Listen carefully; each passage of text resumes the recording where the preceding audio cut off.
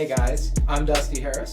And I'm Kayla Platt, and we are from Amazing Race Season 33, and this is Pitstop Podcast. Welcome back, everyone, to Pitstop Podcast. My goodness, it has been quite some time. I can't stress the importance of another season of Amazing Race and both of our excitement. It's kind of somber to watch another group go out. I have my feelings about it, and we're definitely going to touch base on this. And I think I speak for both of us when I say how excited we are to be back doing this and sharing our thoughts and our views on another season of The Amazing Race. Yes. Kayla, I think before we get too deep into everything, why don't you elaborate what you've been doing? I know we've been getting lots of messages why the podcast hasn't been happening, and I'm sure most of our fans will know what you've been doing, but what have you been up to these last couple of months? Guys, I've been put through the ringer, man. It's been quite the challenge. Right after our ending, so right after the finale of Amazing Race, we were all in Miami. 3 days after I got back from Miami, I get the call to see if I want to be on the challenge. And I was like, do y'all have the right number? I think Dusty's more qualified for this than me. But yeah, no. So I got to do that. That was a wild experience. I'm sure, we can maybe do a deep dive later if, 100%. Pitstop Podcast is interested in that. But no, yeah, I've been on the challenge that is actually wrapped up. It wrapped up a week before the Amazing Race Season 34 started. So naturally I was like, Dusty, like I miss this so much. And we both were texting and we're like, oh, like I'm so excited that there's another season. But like, even though it sounds weird, because I'm like, I'm jealous of them. Like I'm watching it and I'm jealous, even though like it's like I already got to do it, but I'm like, God, I wish I was them. Like I want to do it again. The feelings that they must have had, before the first episode airs. I remember all of us were talking and just the excitement, what are they going to show? What side of me is going to be viewed? I was just so giddy for the cast of season 34, but I have to mirror kind of what you said. I mean, there's a bit of jealousy to me. My competitive juices were starting to rev up about 30 minutes before the episode aired. And so, I mean, on that note, we have a crazy season, and what a kickoff to Amazing Race. There was a lot of firsts that were brought up right out of the gate on this. You want to elaborate on those, and let's talk about these. Yeah, guys. So, I mean, you guys are fans, so you already know all this, but just kind of like our 2 cents on it. The episode 1 is Many Firsts, but Don't Be Last is like the title. But yeah, so season 34, we have 12 teams. We only had 11. This is actually going to only be the 5th time ever in Amazing Race history that there are 12 teams. I think the other ones, I had to look it up because, yeah, it was season 3 and 4, 10 and 15. So that was a long time ago. We're on season 34 and they're bringing back 12 teams. So it kind of makes me wonder, I'm like, was there just like a 12th team during like, the audition process that they're like, we got to have this person in there? Like, I want to know, like, why is there 12 now, But yeah, so first time that there's 12 teams since, season 15. It's the first time that they're starting outside of the United States, which I feel like is pretty important to note because we didn't even know if we were going to get to go back, traveling new countries, whatever with COVID. So that's kind of exciting that, they really just started right out the gate, out of the country. Absolutely. First time with a scramble start. Ooh. I want to know we'll get into our thoughts and opinions and how we feel about all that. But yeah, lots of firsts for this season. I don't know. It's exciting. There's one more big one we're forgetting about, no non-elimination legs.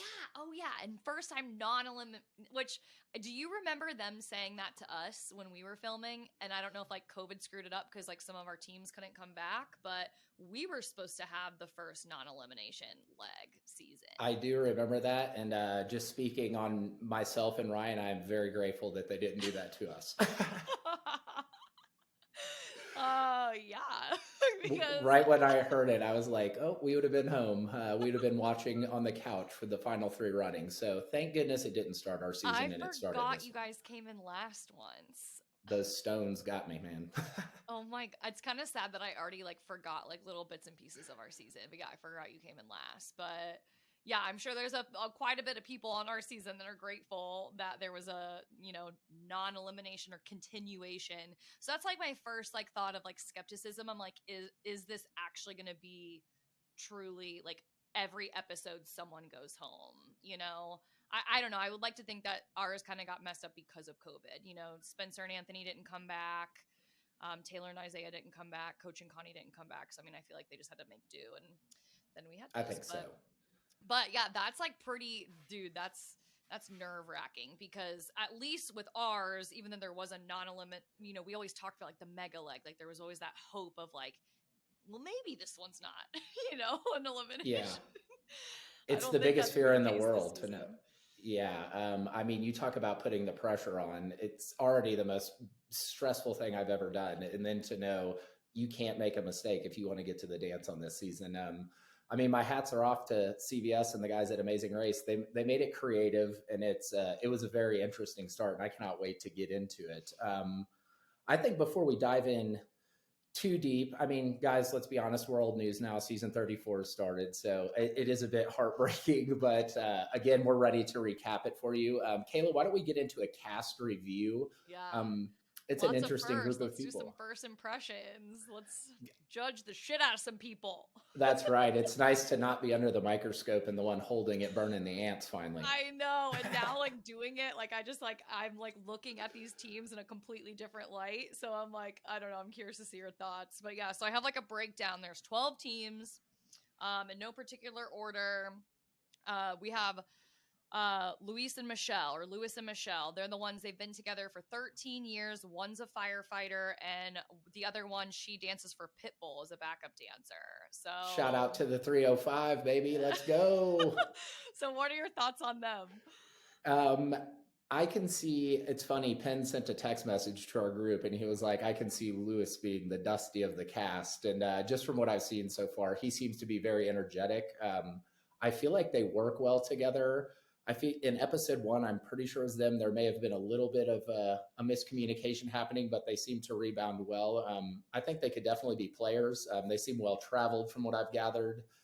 And I mean, you got a person that can dance and he seems to have some fire to him. I feel like they're going to balance themselves out well. And I'm always going to pull for someone from Florida. Yeah, they seem spicy. They seem really spicy. But 13 years, that's a long time. I feel like, you got the muscle, the firefighter, the dancer. There's going to be dancing and singing something. So I feel like they're going to be a strong team, those two. Then we have Linton and Sharik. That's the father-daughter duo from Jamaica. I'm sure they're bound to make us cry at least once, this season. I don't really have anything like initially that stands out to me though. Like, it's just, there's always, the father daughter or, mom son, like, that duo. It's just, I mean, can they get the job done kind of thing? But I don't know. Like, do you have any thoughts on them? I kind of immediately when I saw them and just how they communicated just briefly at the beginning, I really got the Arun and Natalia vibe for sure. I know. Yeah. Like they both like watched it together since she was like 8 or something. I mean, they're going to be like they're going to be smart and I bet you they'll be the ones that like are really attentive to detail. Absolutely. I mean, how many times did Arun like know what was about to happen? Every time. It's amazing. So, they could be players. And if you're a student of the game, I feel like it helps you a ton in this game. So yeah, we'll see. And Jamaica's where I went for my honeymoon. So I love it. So I love it. Then we have Rex and Tim. So everyone knows that Rex, old NFL Bills coach. Didn't he Bills and someone else too, I think. The Jets. Yeah, and then Tim, his buddy. Dude, I don't think that they're going to go far. That's my first impression, but like I hope that they do because I'm just the fact that they said that they were golf buddies. I'm like, that they got shithoused on hole number 9 and Rex got the call and he's like, will you do this with me? Absolutely. Shout out to Rex Ryan too. He did lose 50 pounds for this competition. So I want to give him some props on that, man. Hey, so that gives like dedication. Like he's taking it seriously. Yeah. And I mean, you got it. He's well traveled. He's been all over the place. He's dealt with chaos his whole life, controlling 25-year-old Under pressure. barbarians. Absolutely. On a side note, I'm a Dolphins fan, and you beat me with the Bills and the Jets multiple times. So I'm never going to Ooh. let you live that down, Rex. So Uh, are you but they, rooting against him then? no, I'm going to pull for Rex. You got to think they're going to be great TV, and there's going to be some comedic relief coming from those two. I would have to think as we I move feel like forward. they'll be underestimated like 1000%, but I'm hoping that they like shock us. But yeah, first impression, I'm just like, someone had to have reached out to Rex and he somehow got Tim drunk enough on the golf course to agree to do it with him. So He'll be great TV. There's no two ways about it. yeah. Speaking of great TV, the next one is Claire and Derek. So I obviously have my own thoughts. I'm biased because I did the challenge with Derek. And I got to meet Claire down in Miami, for one of the viewings that we did down there. But I mean, they're gonna have a huge leg up is my thought, just because I would say that about I would say this about anyone who's been on a TV show before, because half the nerve of it is, at least for me, was being on camera 24/7 and just like knowing how to navigate like being recorded and filmed the whole time, and they're gonna have a sense of ease with that. So I mean, um, Derek is well seasoned. This is his third show in a row, and Claire coming out of Big Brother. I feel like I've become a fan of Big Brother the last couple of seasons. That show can teach you the business of television really quickly. It's yeah. savage, man. And so I agree with you on this. I think they're probably going to be players, and I think as we elaborate more into what happens, episode one, they kind of back up what we're feeling. And so, Yeah, I mean, hats off to you two. they're up there for me as far as like top contenders, only because like I've seen or I've played with Derek. I've played a game with Derek. You know what I mean? Like, I don't know. And they seem to really get along. I mean, if like a reality TV show brings you guys together to date, I mean, you guys must have a pretty strong bond. And again, that familiarity of like being behind the camera. So I, I'm very excited to see how all the couples make out on this, just because in our season that you don't know anyone better than your significant other, and I feel like it's our yeah. champions were a couple, so there's nothing we can say about it. But Ashley and I she would strangle me within one leg. I would literally murder Colton. I can't. He has like no sense of urgency. But then like randomly he like really, I don't know, like he just steps up and I'm like, wow, like I don't he's super smart and like he shocks you, but like more so than not, there's just like no sense of urgency. And so I would be like, I don't know. I don't know how he would do. He would Ashley probably would kill carry me, us. but Yeah. oh my god. But so then we have Abby and Will. They have known each other for 20 years. They've been dating for 8 of those, and Abby is like a super fan, which again it could be a good thing, it could be a bad thing, because good thing she knows its attention to detail. She probably knows the show in and out, like as far as like reading into the clues on like who should do what for roadblocks, what detours should you do. But being a super fan, I feel like you have so much pressure on yourself of like, oh my god, I finally got on, and like don't Yeah. mess this up, and then just like you could panic. So I don't know. They seem really cute though. Yeah, could definitely be players for sure. Yeah. Then Molly and Emily, twins, separated at birth. They met 36 years later. They've only known each other a year. That reminds me, and like, I don't know if it was Emily or Molly, but she's like, I want to make up for like 36 years of lost time. And it reminded me of you and Ryan making up 10 years of lost time. But It's an incredible story. It really is. And I just think of the pressure of going on to this television show, even with your best friend you've known your whole life. They're going to find out a lot about each other. And I think it's a beautiful thing that they're getting to experience this. I'm heavily pulling for those two just because of their story.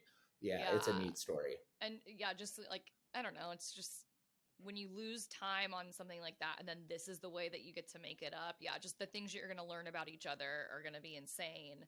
But I think that will be a nice like ease in their mind, maybe, of like it won't be so much like, oh my god, we got to win the Amazing Race. Like they're also going to be like enjoying the process a lot more than maybe some of the other teams, just because they're putting so much pressure on themselves. But yeah, I'm Shout out to really Lulu and Lala. yeah, Our they're gonna have twins. some We have twin another set of twins. telepathy thing. But yeah, I really like Molly and Emily. I'm rooting for them big time. Then we have Marcus and Michael, the military brothers. One like is like a pilot. The other one was in the army, I think. Definitely giving me Spencer and Anthony vibes. Like just like very like down to business dudes. I mean, Yeah, you can tell it's almost like they're on a mission right out of the gate. It's yeah. objective time, nothing gets in the way. I hope they lighten up a little bit. It seemed like they were very just intense. And this is coming from one of the most intense people that's ever done the show.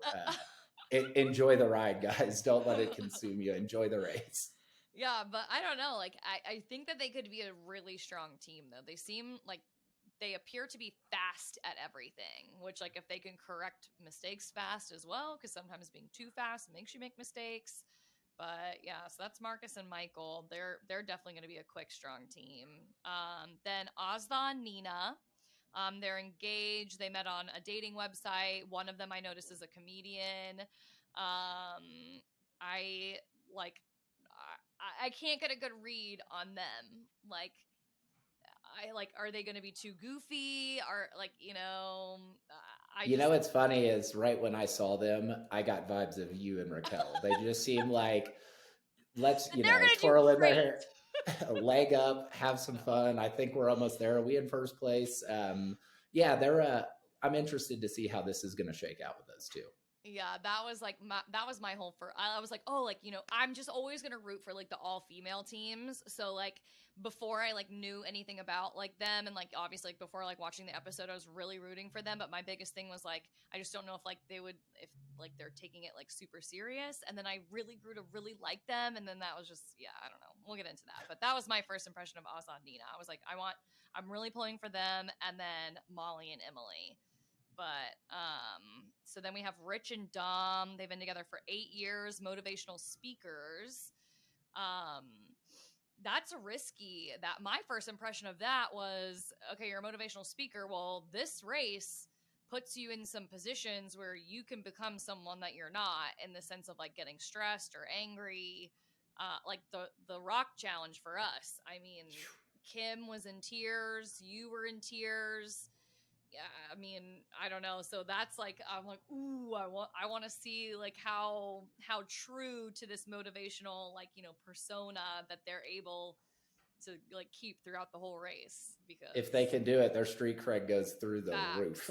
Yeah, because if they don't lose their cool once, all right, bets on it. Who cracks first, Rich or Dom? Who's gonna be the one that like doesn't keep it so calm, cool, and collected? I'm going to play the safeguard here and go, it's going to be a mutual explosion by episode 4. You think? Like no, both of them? Could be. Dude, I don't know. I don't know. You see in the preview, she like is like, she tells someone, she's like, believe you're great, you do great. It's like, I don't know. I think she's gonna stick through like the whole way through and just be like, what did she call herself, a mer fairy or something? Yeah, that's a powerful little clip that's in there, though. I feel like there was multiple times where I needed that conversation when we were racing. And she's like ripped. They're gonna be good. So then we have Aubrey and David, they're dance partners from LA. So I couldn't really get a good read on too much about them, other than, I mean, obviously they're gonna have the singing and dancing thing. She seems pretty positive. David's kind of quiet. So you would think they're both going to be in pretty good shape as well. So, physical challenges they should be able to handle. I mean, if you're a cheerleader for the Rams, you're well traveled, maybe not internationally, but those life on airplanes and hopping out and racing is something that a lot of people don't take into account. Yeah. Speaking of the Quentin and Maddie, they're the 2 cheerleaders from the Rams. So again, yep. I mean, they seem super fun. I want to be friends with them. There's just something about them. I like their energy. I think they're going to have a great time. Just 2 friends, like, like getting to do such a cool thing. So I don't know. I'm like rooting for them as well. I don't know what it is about them. I just get good energy from them. Absolutely.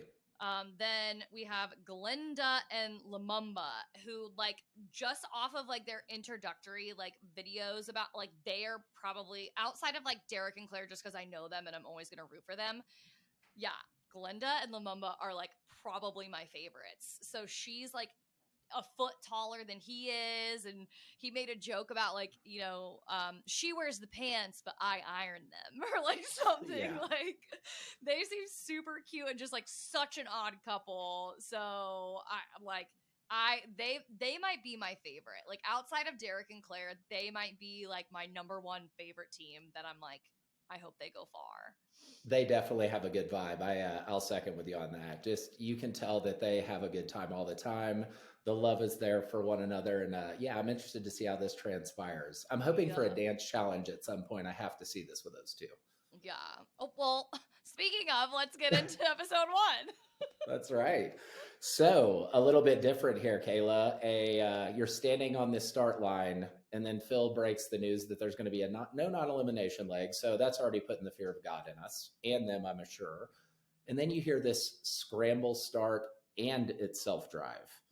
What are you thinking when they break down the scramble start? Why don't you give us an overview of the scramble start and what 3 challenges are being presented to these guys?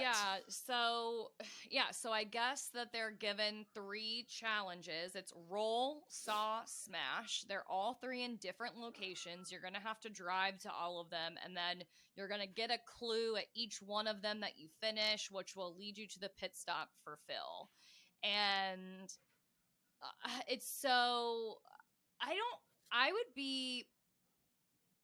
would be stressed the hell out. Like, because I just feel like choosing the wrong challenge first could like screw you, or I don't know. Like I would be very overwhelmed. I'm trying to think about it like as I watched it, like what? I would be, as a fan of the show, I'd be like, shit. Like, because that takes away a level of comfort of like everyone's getting the same clue, everyone's going to the same place. So you should see people along the way or like at the challenge. And now it's like everyone's gonna be scattered, which is I mean, as a racer, I would be like, what the hell? But as like a fan watching it, I don't hate it. What are your thoughts on the scramble? I'll be honest with you. If it was me having to navigate, first of all, I would have been terrified. I agree with you. The beauty of the race as it was is a great example is episode 1. We saw you guys at the very end in London. It's like, okay, we're, at least there's someone and we're going to the same place. And this, you could be at your second challenge. Someone could be at their first, their last. You have no idea. I agree. As a fan, it was very entertaining to watch. And me as a racer, I felt pretty sorry for them. One, it's self-driving, which again, I mean, we can beat the war drum on this. It's so hard. So imagine having to navigate to 3 different places. You don't know which order to go. I mean, I feel like strategy would just kind of get thrown out of the window right out of the gate. Well, and speaking like what would have been you and Ryan's strategy, you think? Like being told, all right, this is a scramble. You have 3 different things. You can do it however you want. Like what would have been you and Ryan's strategy, do you think? I think realistically you have to sit down, stop, get someone that understands where you're at in the city for directions. And I would probably work myself the furthest away and try to work myself in towards back the middle of the city where I thought the pit stop would be. Whatever was the furthest out, if you could eliminate that and work back in, it would kind of be my play. But when the bell rings and that, I mean, I would probably be like, Ryan, we just got to get to one of them. Ryan would be a little more strategic and like, let's plan this out. And with his navigation ability, I would probably just listen to whatever he said. But ideally, I think you work your way out and get yourself back into the closest one, because I believe so you would have gone to the furthest one first and then worked back in. Yeah, in my opinion, you get that out of the way. Whatever's going to happen with driving is probably going to happen on that. You settle in, you start understanding road signs and things. That's what I can say right now. Again, as a couch potato fan watching, easier said than done. I mean, honestly, I may have just followed the car in front of us and just stuck with someone, so I know I had my eyes on them. Well, it's funny. So, because I think it's similar. I honestly don't know what my strategy would have been. I think in that moment, like I would have just tried to pick which challenge we wanted. Well, I would just need so much more information. Like, does it just say saw? What was it? It was roll, saw, smash. Yep. And then, I would be like, all right, where are all 3 of these on the map? and then like make a decision based on where it was and what it said it was. Because Smash, in my mind, I'm thinking like it's maybe would be strength related. So like maybe Raquel and I wouldn't do that one first, because I would like, what can we get done as quickly as possible first to get a little bit of a head start to give us like a cushion, I think would be my strategy. But I mean, you even see, like, I really liked, and this is like big for me when and again, they don't have time to show all the teams, but Molly and Emily do say, like, I think our strategy is, where is the pit stop usually? It's usually at like a beautiful scenic place. And she's like, there's this big river over here. So we're going to hope that the pit stop is there. So we're going to go there last. And I was like, that right there is like, they're already thinking strategy. Like, I'm telling you, Molly and Emily are up there for me. Like that, I really liked that they did that. And then Marcus and Michael, they were like, oh, well, we've lived here before, which that's like a benefit. But then later on, you do hear him say, well, we lived here, but I didn't drive around here. Like, I don't know the city well enough. So, because I was like, dang, if they really knew Germany, that could have been a huge leg up on deciding in the scramble, like what to do first. And then the one strategy that I immediately was like, ooh, they're doing too much, was Asta and Nina. Just, they got all the directions at one time. And I'm like, it's just so much, you know? Trying to drink out of a fire hose doing that. Yeah, just our strategy, Ryan and I, the whole time, though it would slip away most of the time, was to just eat an elephant one bite at a time. Yeah. It's the only way to get through it. So I agree with you totally on that. Just get from point A to point B, regroup, get from B to C. One. Absolutely, 100%. Yeah. Dude, but yeah, the scramble start as a player, like as a racer, in that I would be like, oh, I hate this, because yeah, it's just, you want to have eyes on people, and then you just don't know where people are. Like you said, when you do run into them, is this their first challenge? Is this their third challenge? But as a viewer, I was like, dang, this is pretty cool. And it really could separate the good teams from the bad teams. Like watching episode 1, seeing how people did on the scramble is like how I'm going to base like who I think my top 3 would be. Because at the end, Dusty, I want to, let's write down who you think your top 3 are and who my top 3 are. You got it.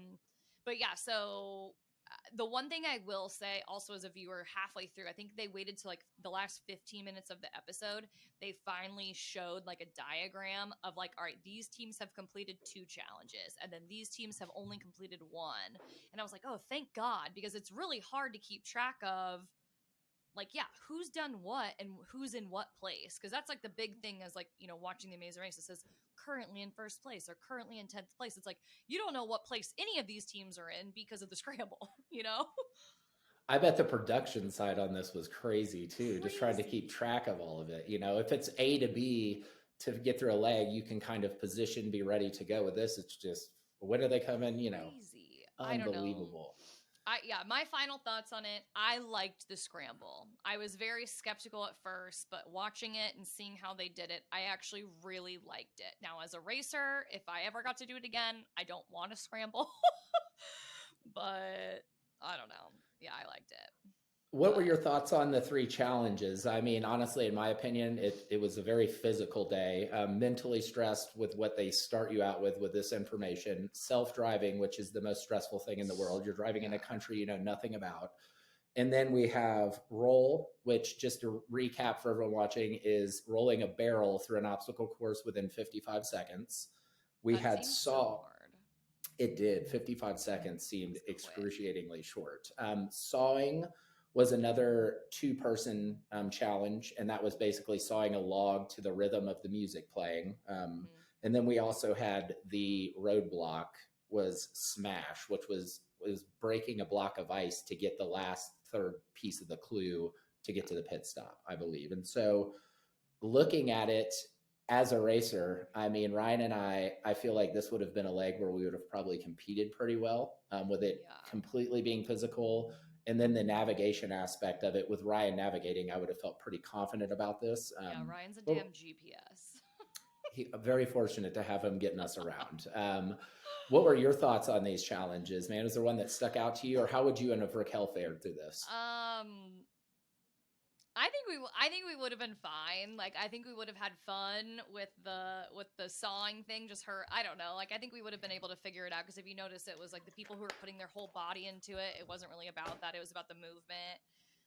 The barrel race, I think we would have just laughed hysterically at one another just about how awkward it was.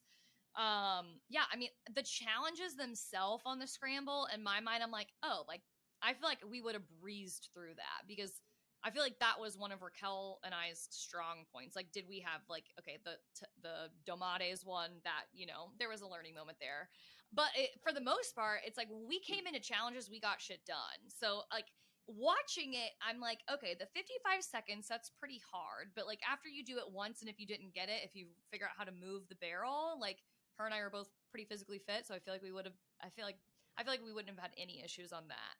The song, I think we would have figured out, and the smash.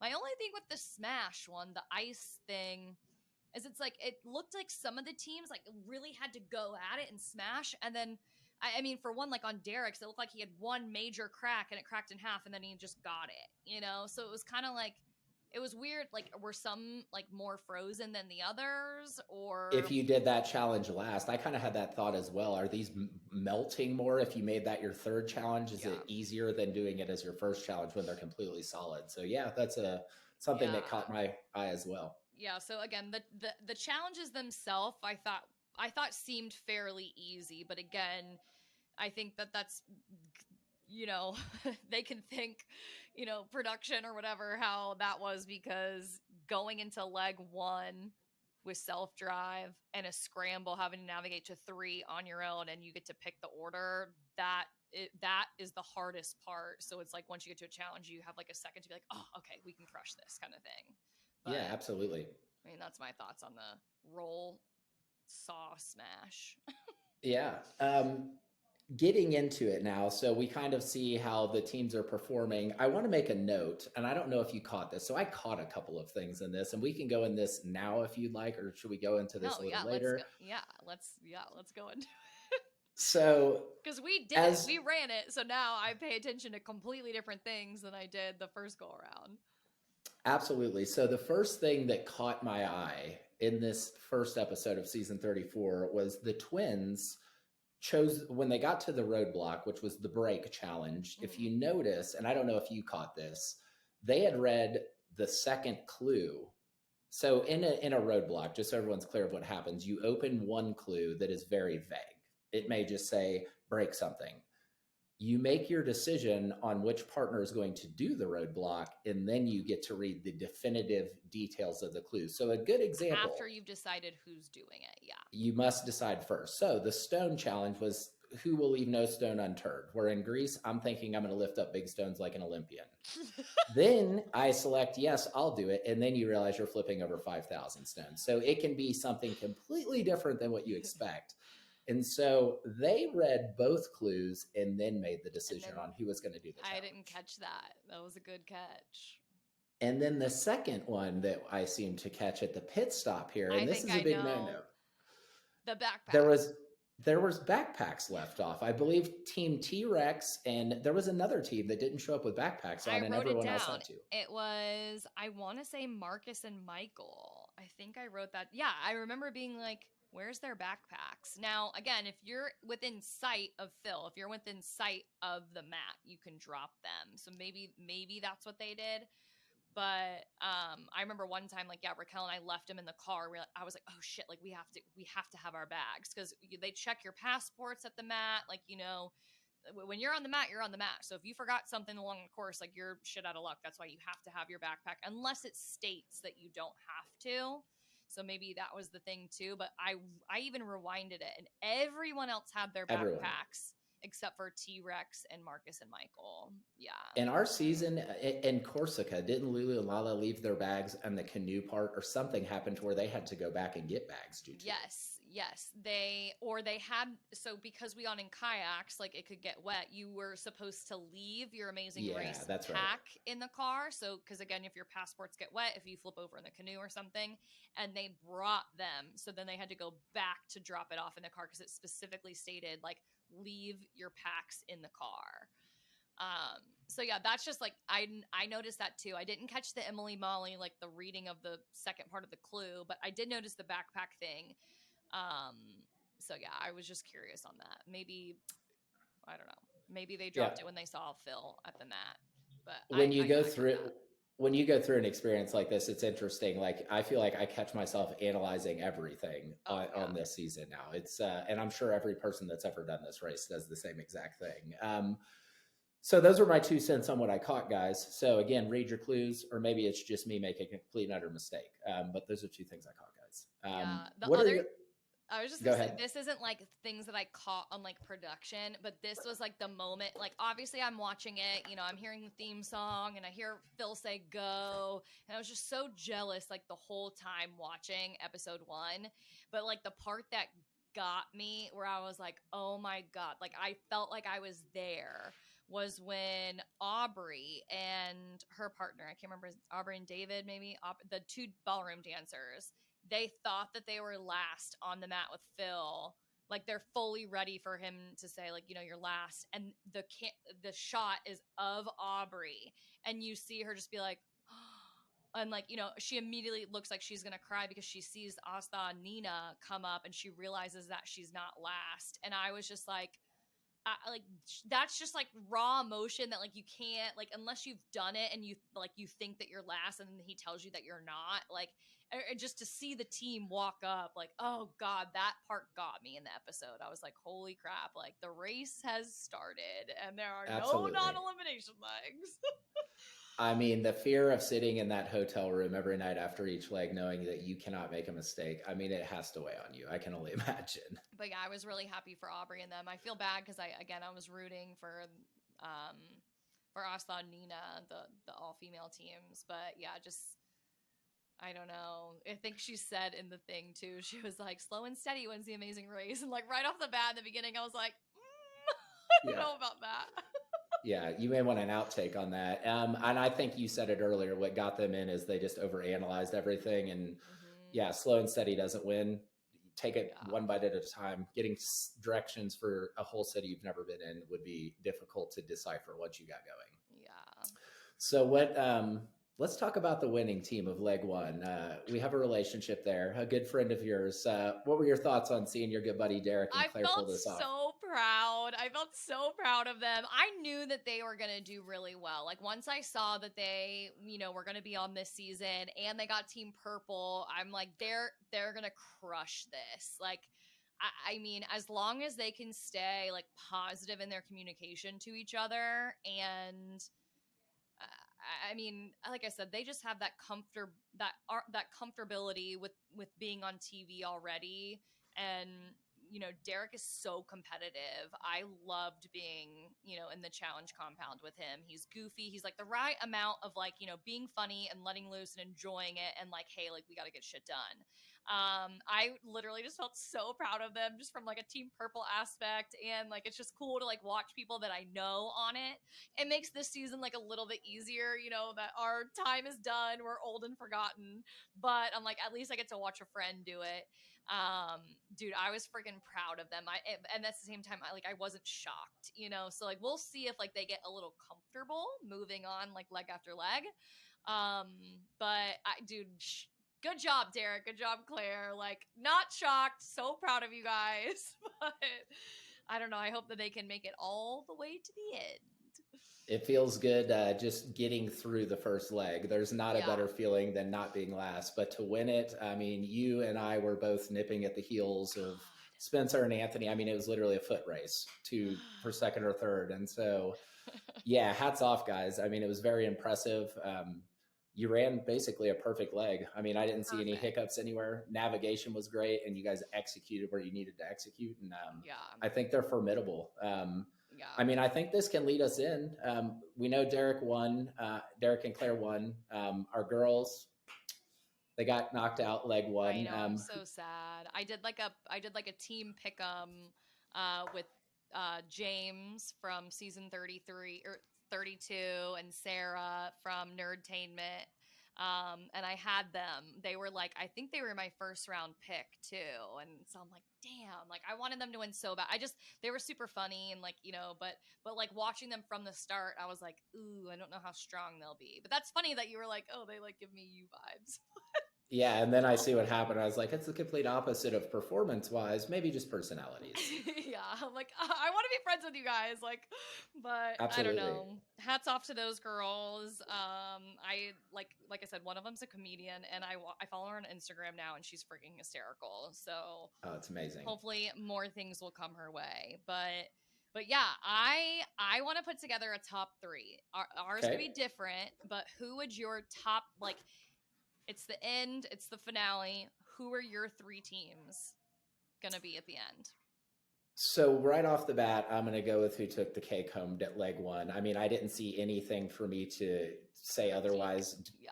Derek and Claire, studs. What a Okay. what a first leg. I'm going to put you in my top three. I'm going to be bad with names here, and Kayla's way better at this I'll than help me.